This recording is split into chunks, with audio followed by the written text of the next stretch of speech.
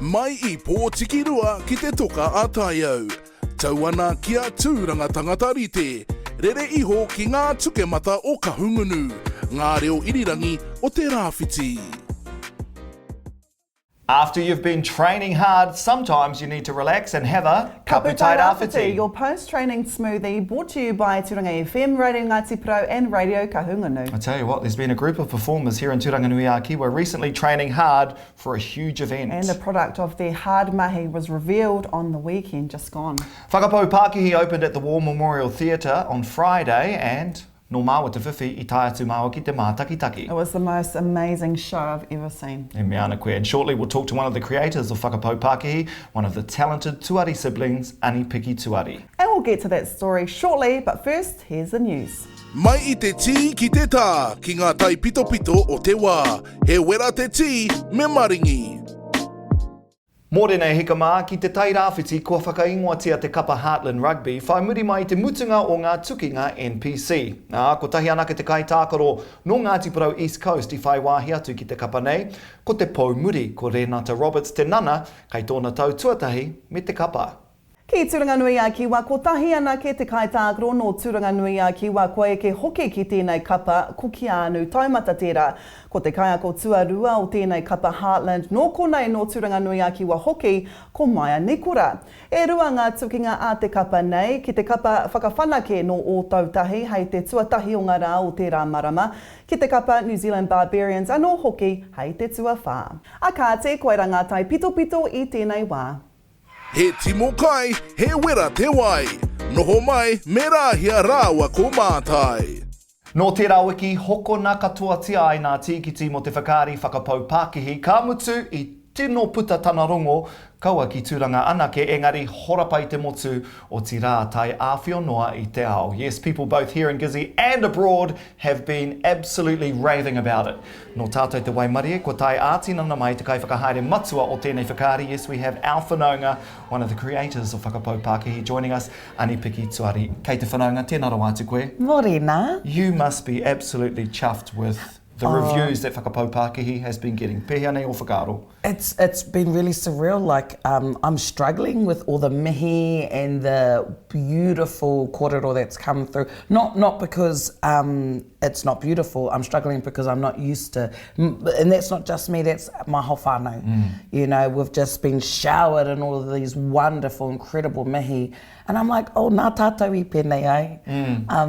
Ka mutu, e hari te mea ko tātou o te tairāwhiti kei te tuku I ā mātou mihi kia koutou. Ko ngā tāngata, ko ngā whanaunga no waho atu o te rohe nei, ne? E mea ana koe, e mea ana. And we've been really lucky nā te mea ko tīmata ki, there are already tonos coming in, and so it's about going, oh, hang on, I need to breathe, but also like actually you don't have time to breathe, you just need to keep moving. Yeah. Hei painga mo te kaupapa mo te iwi anō hoki, but yes, no, from all around, including Australia, including America, it's really overwhelmingly incredible.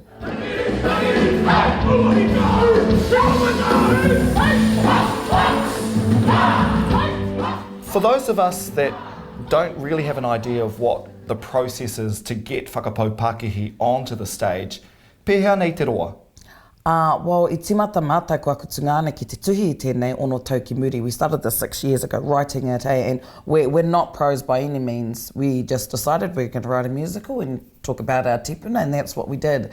And along those 6 years, we've just learnt and have brought in people to come and help us develop it and get it to its place. But you know, just like we do at home in any kaupapa Māori, he mahi tahi te mea nui. And that's what we understood really well, that in order for this to stand up, it required so many talented and skilled people to help us realize this, realize our dream. And so in particular, this round, our development season, it's been in motion for the last 2 years, so it's not something we just stood up like that. You know, the hardest part was, hey, ko te kimi pūti e te whānau. Tai hoa tērā whakaaro, tai hoa tērā whakaaro. Aye, and then obviously finding the right people, because this kaupapa, what was most important for us was that our people seen, felt and heard themselves. And then everything else was after that.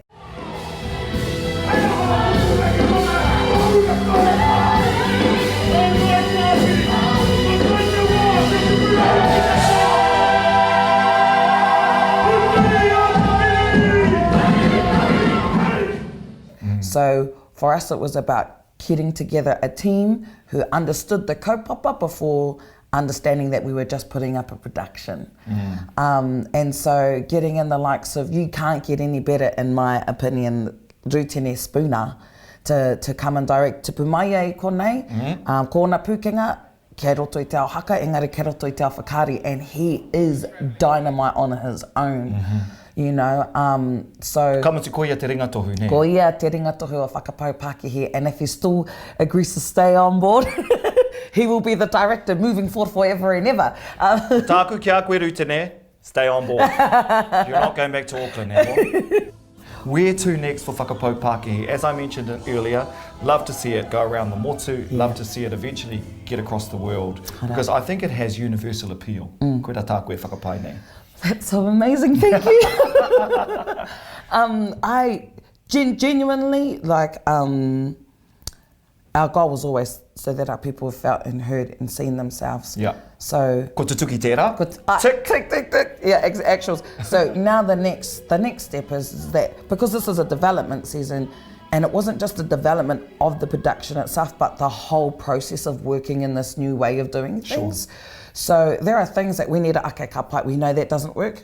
Like there's that stuff we need to fix before we can get it to the next level and tour it. So that when we're on tour, like we were safe here because we're at home, but when you go outside of home, you don't have the same po that can come in and whakatika everything when you need to. Kei te marama. So we got to make sure that our whare is in order before we can tour it around the country. But also on top of that, we need to pute te whānau. This kaupapa was $1 million was a $1 million project, and I know everyone will be like, what? And that's what I mean. So like, well, when you think of all of the logistics of getting those actors together, as well as ngā kai hāpai o Kimuri, the theatre people, the ringatohu, I mean, ko tahi miri ona tāra. I mean, ki au nei, he piri ona tāra ke te kaunga o ngā mahi I puta I a koutou. Straight up whanaunga. And that's where we, you know, not that money determines our value by any means. But it certainly helps you to get to those other regions.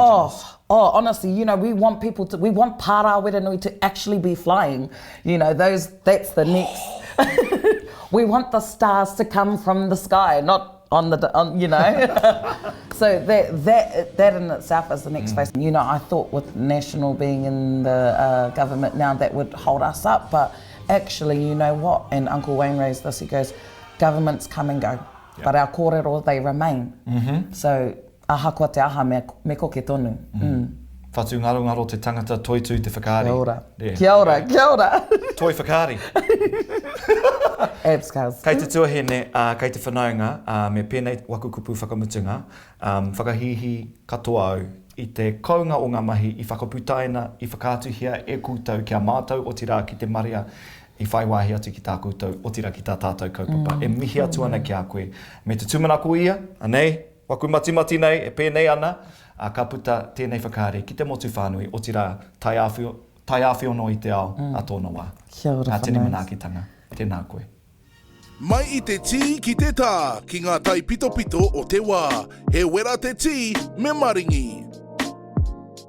I tell you what, Rāhia, e tūmanako hia ana e au, ka puta Whakapaupākihi ki te motu whānui. Yeah, Whakapaupākihi wouldn't look out of place in Tāmaki, Pōneke or anywhere in the world. Okay, te tikara wātu Tāhau, even Broadway, New York. Oh, move over Lion King and Hamilton. Whakapaupākihi is coming for your spots. Thank you for joining us here on Kapu TAIRA WHITI. We'll leave you this morning with a snippet of the plane to showcase just why it's getting such rave reviews and should be taken around the motu and indeed the world. E te tī, e te tā, hei kona. Let's have a look. I'm Awhi Mai.